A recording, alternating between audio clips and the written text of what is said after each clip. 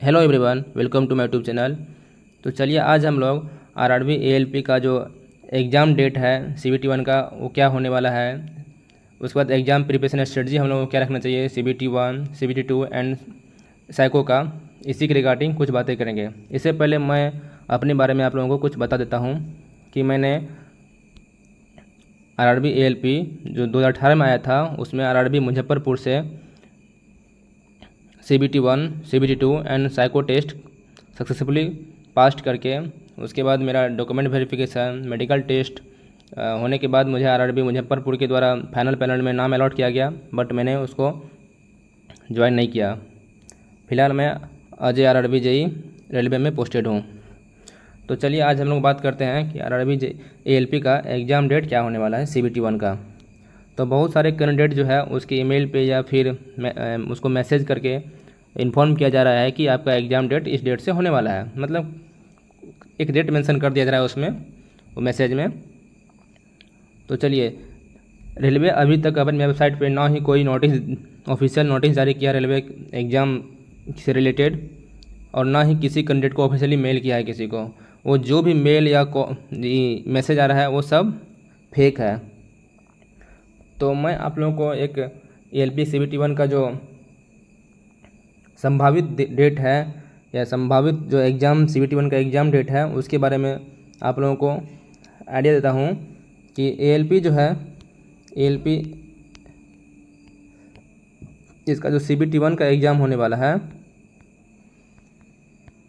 इसका जो संभावित डेट है वो मेरे अकॉर्डिंग जो है ये नवंबर के last week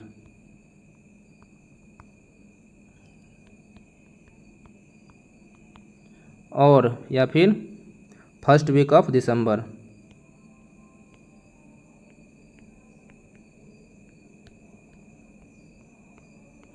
first week of December में संभावित है ये।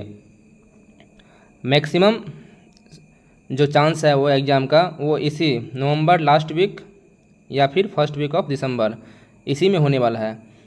आज आपका 11 सितंबर हो गया है, तो आज है 11 सितंबर, तो हम समझ लीजिए सितंबर मिड सितंबर ख़त्म हो गया, मतलब हाफ सितंबर बचा हुआ है। उसके बाद अक्टूबर नवंबर आप लोगों को अप्रोक्स 2 से 2.5 मंथ आप लोगों के पास टाइम है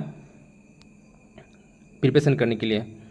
तो एग्ज़ाम डेट मेरे अकॉर्डिंग मैक्सिमम चांस है कि इसी डेट के अकॉर्डिंग आरआरबी एएलपी का एग्ज़ाम हो जाना चाहिए। नवंबर लास्ट वीक या फिर फर्स्ट वीक ऑफ दिसंबर में सीबीटी 1 का एग्ज़ाम स्टार्ट होने का मैक्सिमम चांस पॉसिबिलिटी यही है। तो आप लोग के पास 2 से 2.5 मंथ प्रिपरेशन करने के लिए टाइम है आपके पास सीबीटी 1 का। आप लोगों को जैसे पता ही होगा कि सीबीटी 1 जो है उसमें 75 क्वेश्चन रहने वाला है, 75 मार्क्स का। टाइम जो दिया जाएगा आप लोगों के लिए वो 60 मिनट का दिया जाएगा टाइम। 60 मिनट का टाइम आप लोगों को दिया जाएगा सीबीटी 1 में। और सीबीटी 1 में जो नेगेटिव रहेगा वो रहेगा 1/3 नेगेटिव रहेगा। तो सीबीटी 1 में 75 क्वेश्चन रहेगा मैथमेटिक्स से, रीजनिंग से, जनरल साइंस से और जनरल अवेयरनेस से। तो आप लोगों के पास 2 से 2.5 मंथ टाइम है। आप लोगों को मैक्सिमम से मैक्सिमम सेट प्रैक्टिस करना चाहिए अभी इस टाइम में, क्योंकि आप लोग तो ऑलरेडी जो पार्ट्स है जैसे मैथमेटिक्स का, रीजनिंग का कवर कर ही लिए होंगे, क्योंकि आप लोग फॉर्म भरे हुए भी अच्छा खासा टाइम हो गया है, तो आप लोग अच्छा खासा तैयारी कर लिए होंगे। तो अभी टाइम है मैक्सिमम से मैक्सिमम आप लोग सेट प्रैक्टिस करें, और उसमें जो एरर हो रहा है उसको एरर को एनालिसिस करें, उसमें क्या एरर हो रहा है उसका रिवीजन करें, उसको जो उस टॉपिक को प्रॉपर रिवीजन करके उसको सॉर्ट आउट करें अपना जो वीकनेस पॉइंट है। तो ये रहा सीबीटी 1 का सिलेबस, 75 क्वेश्चन, 60 मिनट टाइम। उसके बाद देखिए सीबीटी 2 जो है, सीबीटी 2 ये 2 पार्ट में रहेगा, part A and part B. तो पार्ट ए जो है, पार्ट ए इसमें आपका 100 क्वेश्चन रहेगा और इसमें टाइम रहेगा आपके पास 90 मिनट का, 90 मिनट का, ठीक है। इसमें नेगेटिव मार्क्स वही है, सेम 1/3 नेगेटिव रहेगा। इसमें आपका math, reasoning, basic science and engineering से रिलेटेड रहेगा ये। और पार्ट बी जो है, पार्ट बी, इसमें आपका 75 क्वेश्चन रहेगा और टाइम रहेगा इसमें आपका 60 मिनट का। और पार्ट बी जो है ये सिर्फ क्वालिफाइंग इन नेचर है, ये मतलब क्वालिफाइंग नेचर का है ये। इसमें आपको ओनली 35% मार्क्स लाके खाली पास करना है। और दूसरा बात ये ध्यान रखें, पिछली बार के एग्ज़ाम में बहुत सारे स्टूडेंट ने पार्ट बी में फेल कर गया था। तो पार्ट बी में जब भी आप फेल कर जाएगा ना, तो आपका पार्ट ए में कितना मार्क्स ला लीजिए उससे कोई मतलब नहीं है। तो इसीलिए पार्ट बी में आप लोग कम से कम पास करने के लिए 35% मार्क्स लाने के लिए कम से कम इतना प्रिपरेशन कर ले कि आपको 35% मार्क्स लाने में कोई दिक्कत ना हो। तो 35% जो आपका 75 का निकाल लीजिए कितना होता है, वही आपका 35% मार्क आपका हो जाएगा 75 इंटू 35, इसको डिवाइड कर दीजिए 100 से, 26.25। तो 26.25 मार्क्स आप लोगों को पार्ट बी में लाना है। मतलब कितना मार्क लाना है, 26.25, ये हो गया 35%। तो अप्रोक्स आप लोग समझ लीजिए कि 27 मार्क्स हम लोग को मिनिमम लाना है इस पार्ट में पास करने के लिए।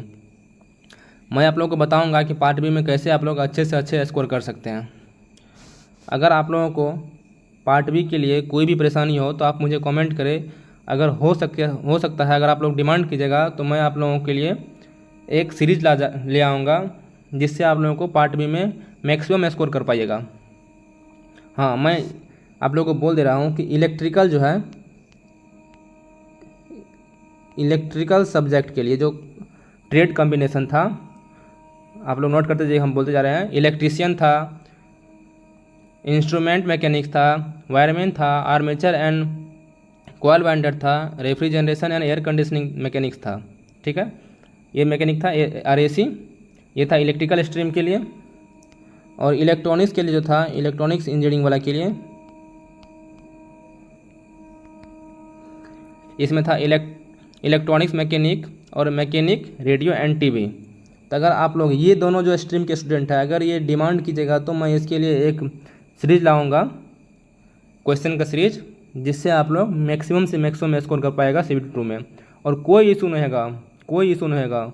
अगर आप लोग डिमांड कीजिएगा तो मैं सीरीज लाऊंगा और उस सीरीज़ को देख के आप लोग मैक्सिमम स्कोर कर पाइएगा। मैक्सिमम मतलब 75 से कम आप लोग तो 50 क्वेश्चन स्कोर जरूर कर पा लीजिएगा, ज़रूर कीजिएगा। अगर आप लोग का डिमांड हो तभी हम लाएंगे, अदरवाइज़ नहीं लाएंगे। अगर डिमांड कीजिएगा आप लोग तभी हम लाएंगे ये सीरीज़। क्योंकि मैंने इलेक्ट्रिकल स्ट्रीम से था और हमको जहाँ तक पता है, स्कोर कार्ड तो मेरे पास नहीं है फ़िलहाल, क्योंकि एग्ज़ाम दिए हुए बहुत टाइम हो गया, ज्वाइन भी नहीं किए तो उतना ध्यान रखते नहीं थे। तो हमको जहाँ तक आई थिंक मुझे एहसास है कि 75 में मैं 75 क्वेश्चन में 75 में हम जो है उस टाइम, जबकि इसको उतना आदमी ध्यान देता नहीं इस पर, क्योंकि क्वालिफाई नेचर था, फिर भी मैंने 63 के अप्रोक्स शायद मार्क्स लाया था। 63 से एबव भी था, हमको लगता है 63 या ऐसे 67 के अप्रोक्स मार्क्स था। मेरे पास स्कोर कार्ड नहीं है, बट इसी के अप्रोक्स मार्क्स था मुझे। क्योंकि ये जो है ना ज़्यादा भास्ट नहीं आता, ये इजी ही रहता है। और अगर जो स्टूडेंट मतलब इंजीनियरिंग को थोड़ा भी ठीक ठाक से पढ़े हैं ना, तो वो अगर चाहें तो 75 में 75 क्वेश्चन वो कर सकते हैं। हाँ, भले ही 2-4-5 क्वेश्चन इधर उधर हो जाए, लेकिन आप लोग मैक्सिमम स्कोर कर लीजिएगा थोड़ा सा रिवीजन करके। ऐसा नहीं है कि बहुत ज़्यादा रिवीजन करना, थोड़ा सा रिवीजन करके आप लोग मैक्सिमम स्कोर कर पाइएगा। तो मुझे यहाँ तक ध्यान है कि 63 या फिर 67 ऐसे समथिंग मुझे मार्क्स था। तो पार्ट भी ज़्यादा भास्ट नहीं है, इजी है, आप लोग थोड़ा बहुत करके कर सकते हैं। और दूसरा बात रहा बेसिक साइंस एंड इंजीनियरिंग, तो ये भी पार्ट CBT 2 का जो पार्ट ए है, जो 100 मार्क्स का होता है, 100 मार्क्स का। इसमें जो बेसिक साइंस है, बेसिक्स साइंस एंड इंजीनियरिंग, ये सब्जेक्ट भी पार्ट CBT पार्ट ए में वाइटल रोल प्ले करेगा। तो इसके लिए भी आप लोग जो है थोड़ा बहुत मेहनत कीजिएगा, थोड़ा बहुत तो नहीं, मतलब ठीक ठाक मेहनत करना पड़ेगा आप लोगों को, और इसमें आप अच्छे से स्कोर, अच्छा से अच्छा स्कोर ला पाइएगा, क्योंकि ज़्यादा टॉपिक इसमें है नहीं, बहुत कम टॉपिक है इसमें, और अच्छा मार्क्स कवर करता है ये। मतलब 100 मार्क्स में जो है ना मैक्सिमम जो है हमको लगता है आई थिंक इसी से लगभग 100 में लगभग 30 से 40 question basic science and engineering से दे देता है जनरली। तो अच्छा स्कोरिंग पेपर है ये। जनरली वही है जो आपका projection, view, drawing symbol etcetera, मतलब जो आपका जो भी बेसिक साइंस से रिलेटेड है, जैसे unit and dimension, heat, energy, ये सब से जनरली क्वेश्चन रहता है। तो ये भी क्वेश्चन सीरीज जो है इंजीनियरिंग वालों के लिए ज़्यादा वास्ट नहीं है, इजी है। आप लोग इसको थोड़ा बहुत देखिए, आप लोग इसमें अच्छे से अच्छे स्कोर कर पाइएगा। टाइम बहुत कम है। CBT 2 का जो पार्ट ए है इसके लिए भी आप लोग अभी से थोड़ा बहुत 1 से 2 घंटा कम से कम देते रहे, खास करके बेसिक साइंस एंड इंजीनियरिंग, क्योंकि आप लोग मैथमेटिक्स और रीजनिंग तो ऑलरेडी जो इसमें जो मैथ है इसका सिलेबस है बेसिक साइंस एंड इंजीनियरिंग, उसके बाद मैथ और रीजनिंग। तो मैथमेटिक्स और रीजनिंग तो आप लोग ऑलरेडी CBT 1 में कवर कर ही रहे हैं। अभी सिर्फ आप लोगों को बेसिक साइंस एंड इंजीनियरिंग को 1 घंटा, कम से कम 1 घंटा टाइम आप लोग दिया कीजिए, ताकि आप लोगों को बाद में बेसिक साइंस इंजीनियरिंग में कोई प्रॉब्लम ना हो।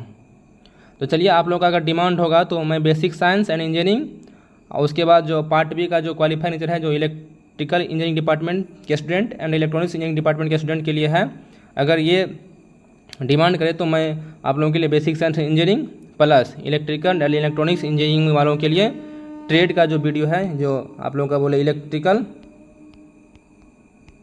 एंड EC इलेक्ट्रॉनिक्स वालों के लिए मैं एक वीडियो लाऊंगा कि कैसे मुझे पार्ट बी में अच्छा स्कोरिंग करना है। तो चलिए, आज वीडियो को यहीं लास्ट करते हैं। इस मेरे चैनल को लाइक कीजिए, सब्सक्राइब कीजिए, ताकि मैं आप लोगों के लिए पार्ट बी का सिलेबस जो है कैसे कवर करना है, कैसे अच्छा से अच्छा स्कोरिंग करना है, इसके लिए वीडियो ला सकूँ। चलिए, थैंक यू।